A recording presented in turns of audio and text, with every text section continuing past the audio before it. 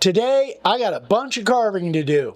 So in the last few weeks, I've done videos where I glued up a big board, and then I did another video where we made a circle cutting jig with a router, and that was a few weeks ago. I got a lot of questions on what am I doing with this big circle. Well, this answers the question. I am making this for a friend of mine that has an Airbnb down in Austin, and she wanted this as a kind of a theme for her Airbnb down there. So that's what we're going to do. We're going to do a lot of carving on this, and we did an inkjet transfer on this as well. I did that and we filmed it, but it really didn't come out the way I wanted. So what we decided to do is just scrap that video, and there'll be a link in the description below on an inkjet transfer. It'll show you exactly how this is done. So that way we can get right to the carving and we're not wasting any time. All right, guys, I'm going to use several bits on here, but the one I'm going to start off with is the carving liner. And that's because I have some fairly small letters here. I might be able to use the profile, but inside the A's and inside the N's, I want to try and get as tight in there as I can. So I'm going to go ahead and start with the carving liner bit. Everything else is going to be outset. I'll probably use a profile for everything else.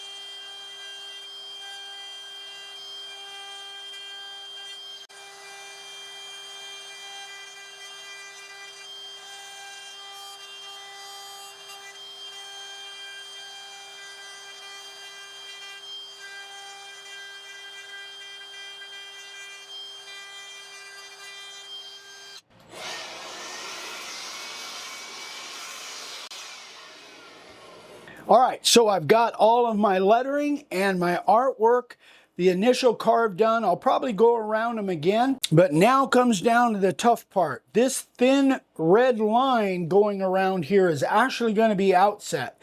I'm not worried about this. I've got a plan for that, but the thin red line, I've got to carve on the inside and the outside of that, because everything inside of that red line is going to be carved away. It's going to be background. So that's the tough part, and that is doesn't give you a whole lot of room for error. So that's the next thing. I'm going to use my profile bit at a nice shallow first cut, and we'll see how this thing comes out.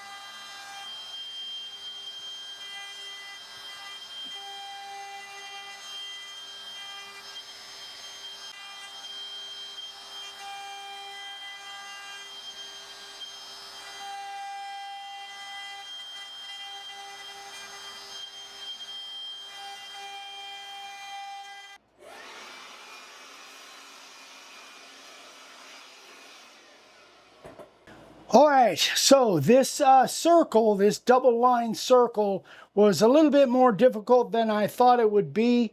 So what I did is I had to widen the line just in order to make it look right. So I went around everything on my initial cut at about an 1/8 inch to 3/16. Now I got to go back and straighten up any bobbles on that line, and any place that we have those. I'll cut around everything deeper at 1/4 of an inch, or maybe even a little bit more with the profile bit. And then we're going to do all of our background with the 3/8 90, which takes out a ton of material. And I really like the way it looks. So let's get into this.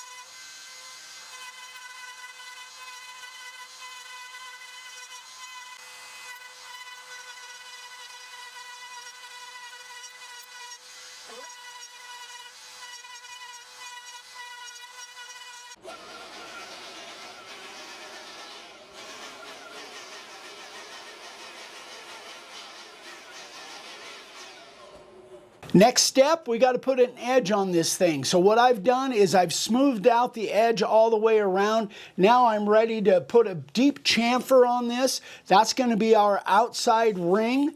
And then what I'm going to do is I'm actually using a satin, and I know I say all the time, don't use gloss, don't use satin, but this is a little bit different situation, whereas all we're going to have is just a very, very tiny ring of wood all the way around. We're going to mask everything off. I just need that deep chamfer to be this blue color, so then I can match it up with painting all of the outset pieces. So anyway, Again, this is one of those exceptions. Never say never. This is one of those exceptions where I think I can get away with using satin because there's very little that needs to be sanded off, and the fact that this isn't pine, so it doesn't necessarily have a tendency to bleed anyway like it would if it was pine. So anyway, that's the next steps, and then we're going to put a finish on this thing. Let's get going.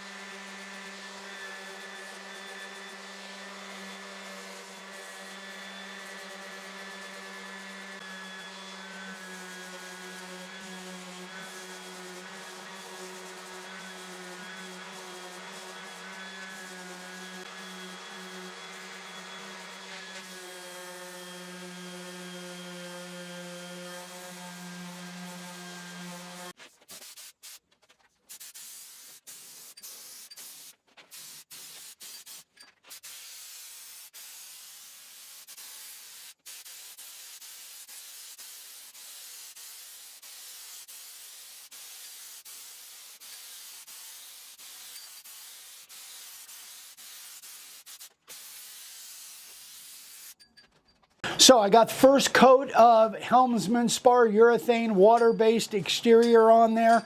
I'm going to spend the rest of the weekend getting a bunch more coats on there, probably 5 to 10 coats, depending on how fast it builds up. And then we'll be ready for paint, and that'll be the final step. So stick with us.